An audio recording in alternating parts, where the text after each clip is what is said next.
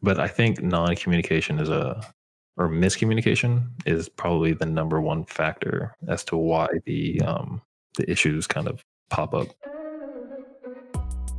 Welcome to Unguarded, a podcast hosted by me, Stuart Lucio. I set out to break down barriers and expose our deepest selves, sitting down with guests to talk through current problems, situations, and feelings in hopes that it'll bring us together. Remember, you're not the only one that feels the way that you do. So sit back, relax, and connect with my guests and yourself a little better.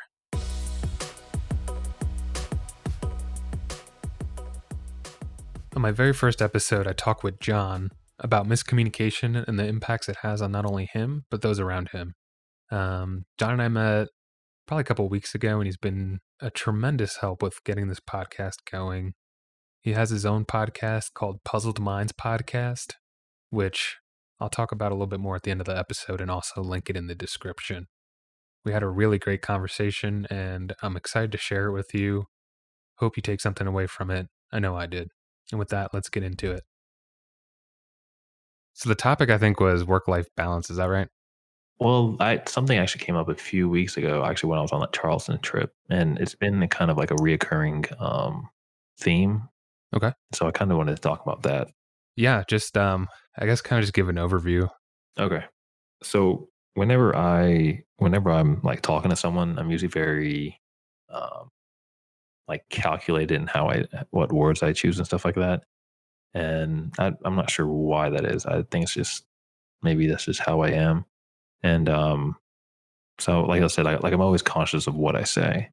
And so, I went on to a Charleston trip with my wife 2 weeks ago for her birthday, and we were in the process of trying to find a parking spot at the beach, but the beaches is always packed for parking and stuff like that. And so we were just circling around for 15, 20 minutes, and we couldn't find anything. And I was just like, maybe we should just go to another beach or whatever. It's not very likely that we'll find something here.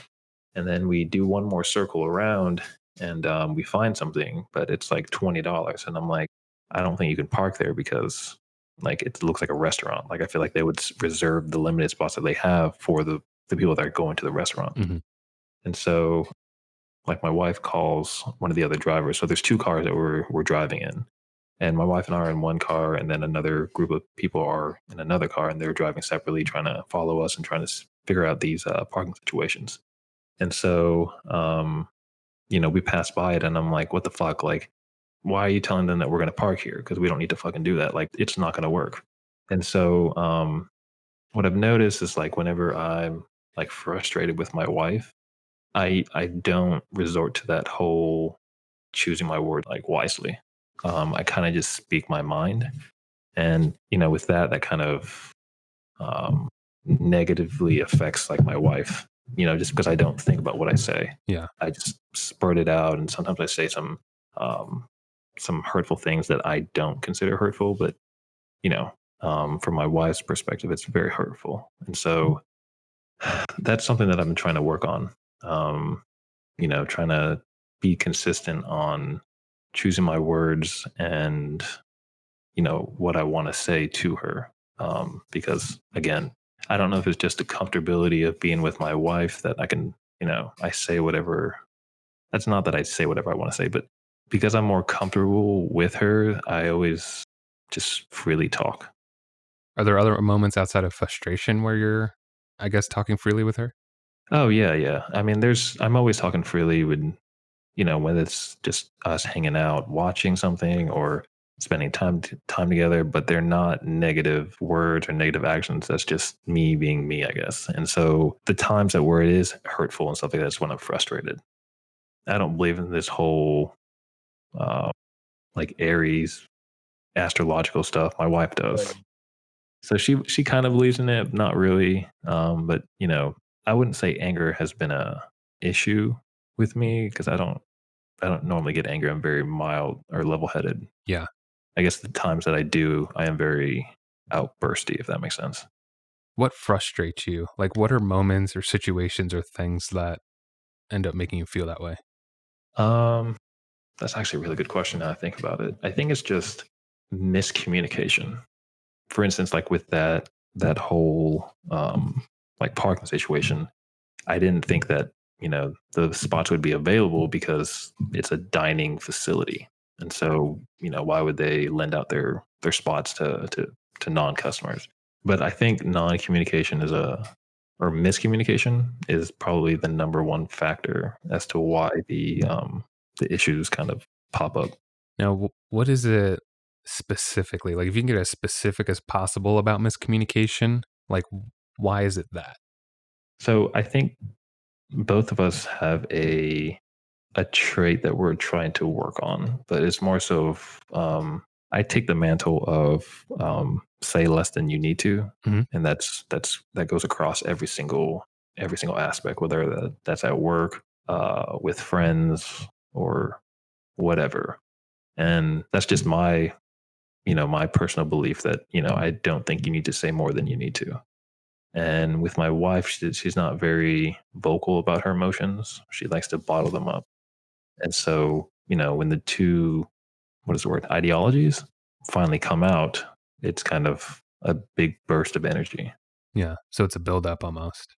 Yeah, I mean, we've been trying to work on that slowly but surely, but I don't think that's a yeah, I think that's a lifelong process, just to work on that and feel comfortable and always, have that comfortability of saying whatever you want to say, but in a way that's respectful.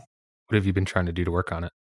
I've been trying to be more open about my emotions. I don't I don't want to sound like a robot. I don't. I mean, I can show frustration, I can show happiness, but that's just not me. And so the last time that I actually cried, now I think about it, was at my wedding. Like that when my wife was coming up to the altar, like I poured. That's like the last time that I actually like cried in front of my wife. And but I mean, other than that, I think it's just, whenever something is really, really good, or something happy happened in my life or whatever it is, like, I think just expressing that with my wife is the step that at least I need to do to personally grow.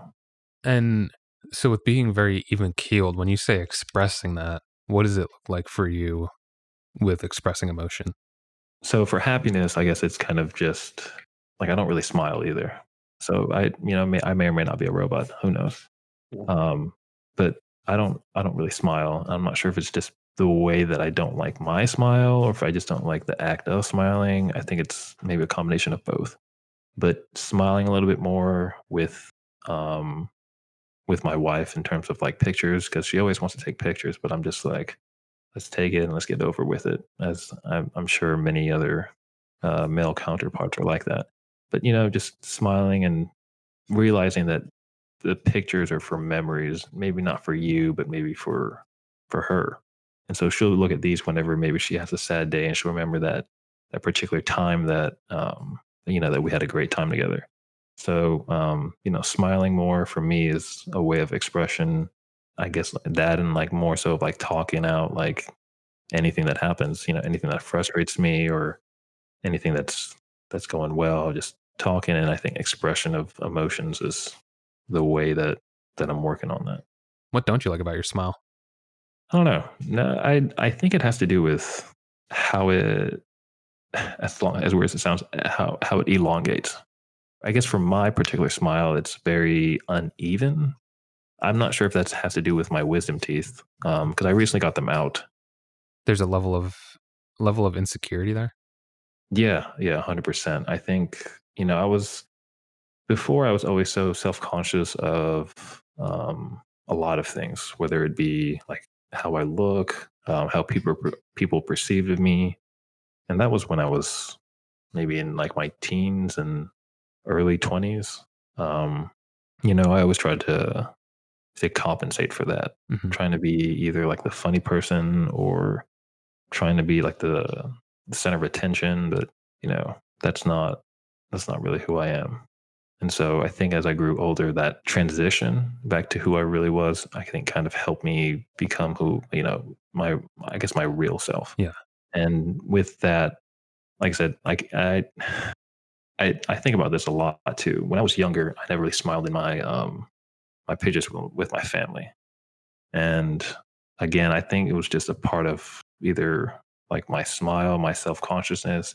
I think it had to do with being out in public and taking pictures.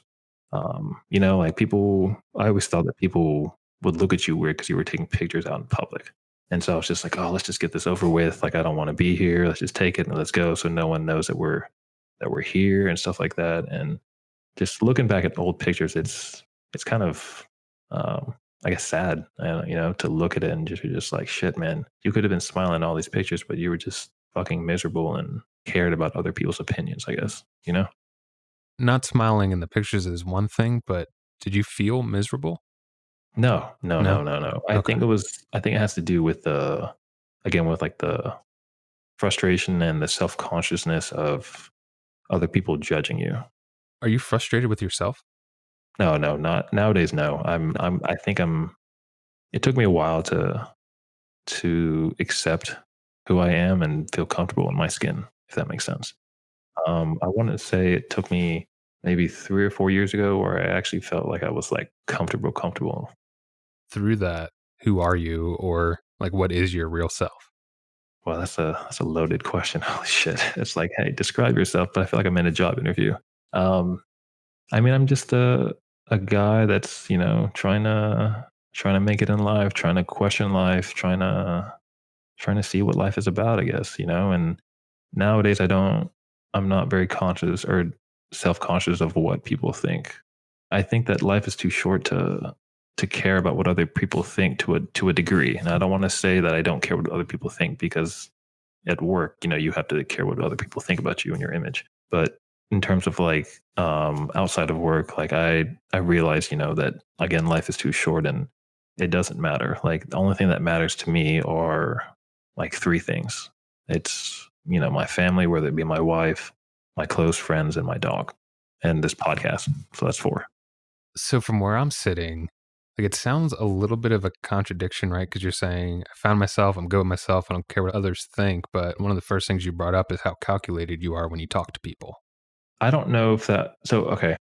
When I was younger, I think I used to just say whatever I wanted to say because I had that mentality of whatever, fuck the world, like I can do whatever I want. But this goes back to the whole say less than you need to. And I think that, with me thinking of what I want to say, that coincides with the whole say less than you need to. Got it. Does that make sense? Yeah, it does. And going back to your original piece, like that explains a little bit of the why for you, I would say. Mhm. Which before you were like, I'm not sure why, but I speak calculated. But I think you just answered that yourself. I think you are the new Dr. Phil because, I've actually been wondering why I do that. And I never put the two and two together, despite the fact that I follow that mantra, just say, listen, you need to. When you were younger and you would kind of just say whatever you wanted, were there times where that came back and hurt you? It did with my family. Mhm. Um, I would say a lot of things that I, at the time, didn't mean. I think it was more so of an emotional response than a logical response. Um, And so this goes back again to the whole emotional, like damage, I guess.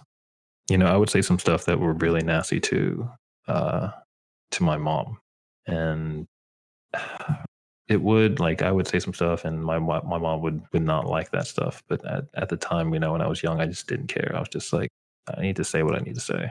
But as you get older, you realize that there's a time and place for every single thing that you say. So going back to the situation, or I guess talking through your original thing with your wife, Mhm. at least to me, it makes sense why it's something you want to work on and focus because it's almost like a small snippet of your past coming back up. Mhm. I don't know if fear or being scared is the right word of it, but there's something there that you recognize it and you're like, oh shit, I don't want to be that way.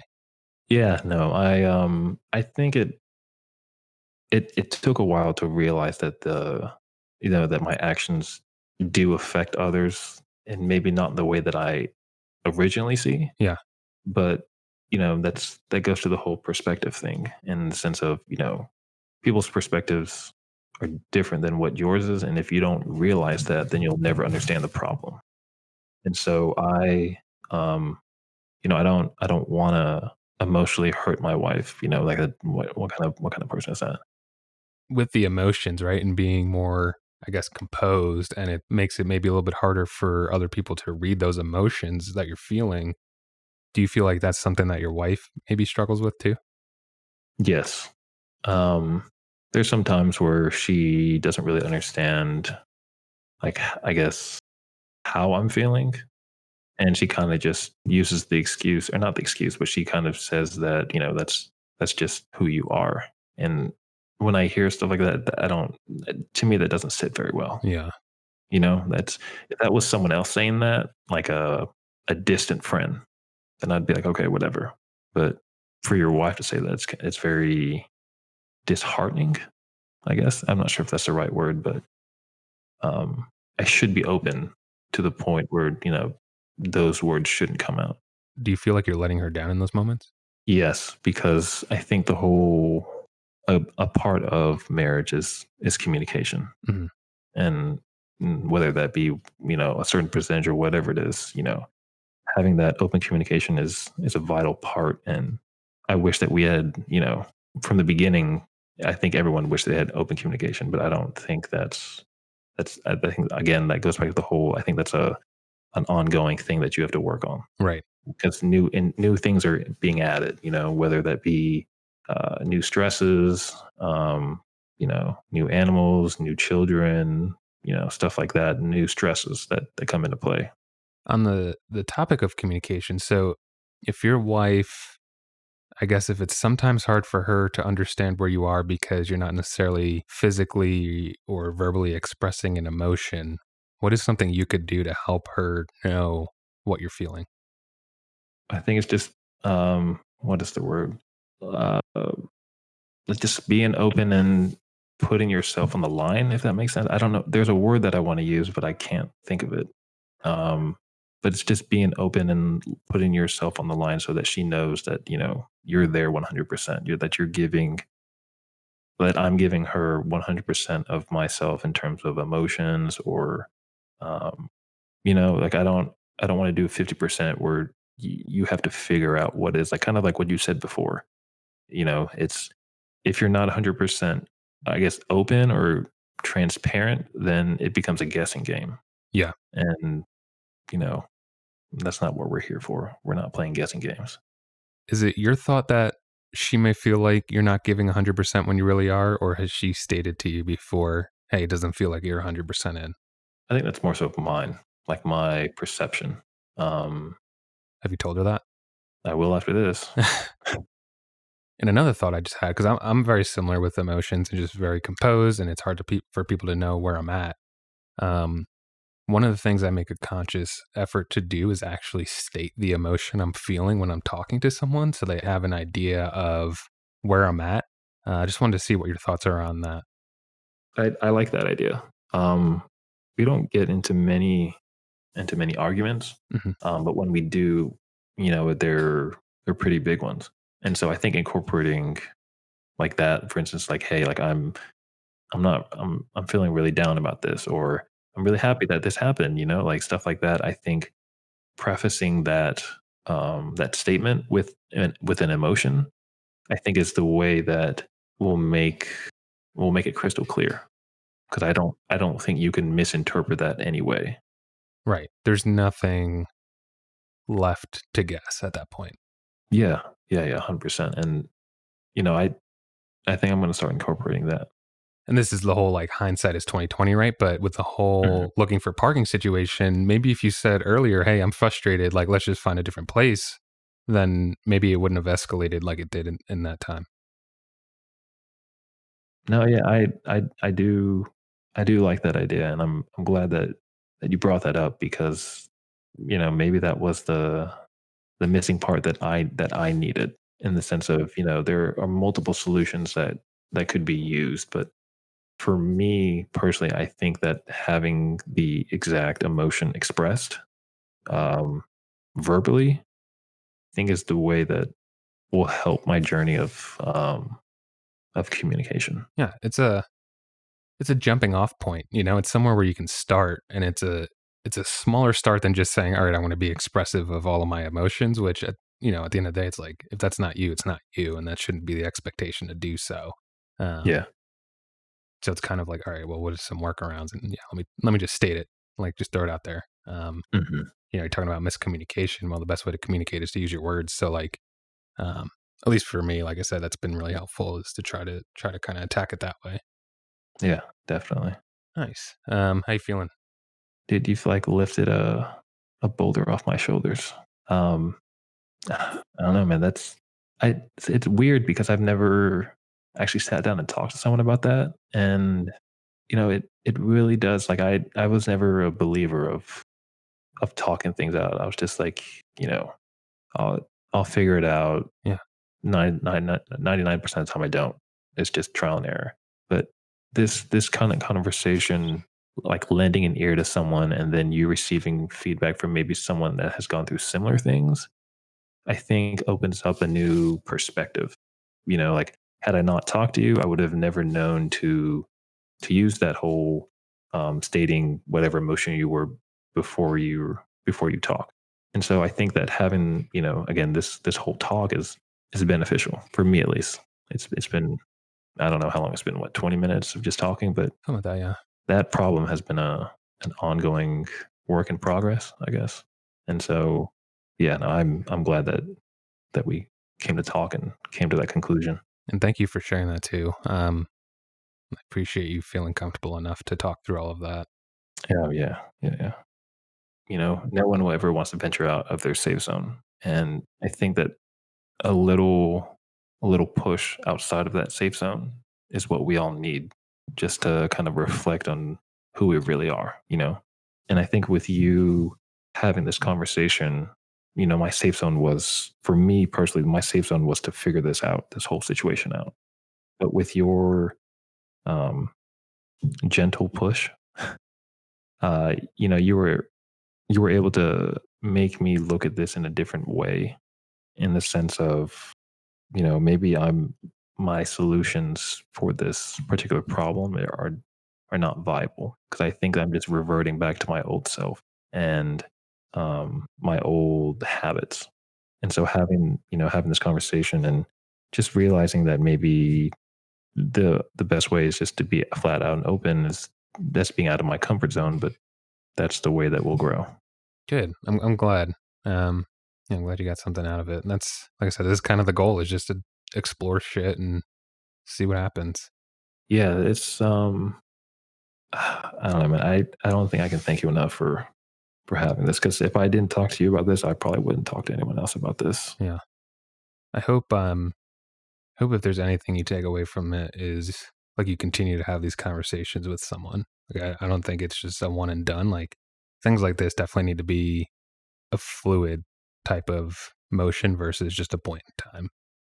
But yeah, it was a good conversation and yeah, thanks again because if you're not willing to be open and honest, if you're not willing to go there, then you know, we wouldn't have gone there. So all of this is really thanks to you being willing to share. Yeah, definitely. And for any of the listeners that are listening, if they're going through a very similar situation, my best advice from what this conversation has stemmed out is I think it's just talking to someone, whether you feel comfortable or not. That's something that you have to accept on your own time. I think that's um, when you'll see your growth as a person. Thanks again to John for coming on and being super vulnerable, sharing his thoughts, feelings, emotions. I really appreciate that he felt comfortable enough to share all that. I'm sure you all did too. Like I was saying in the beginning of the podcast, he has his own podcast with a co host called Puzzled Minds Podcast. I guess if I had to describe it in one word, it would be brain busting. They essentially cover topics from A to Z and explore it in different ways and really get you thinking, whether it's AI, virtual reality, alternate dimensions, you name it, they cover it. It's a great podcast. You should definitely check it out. And with that, stay unguarded.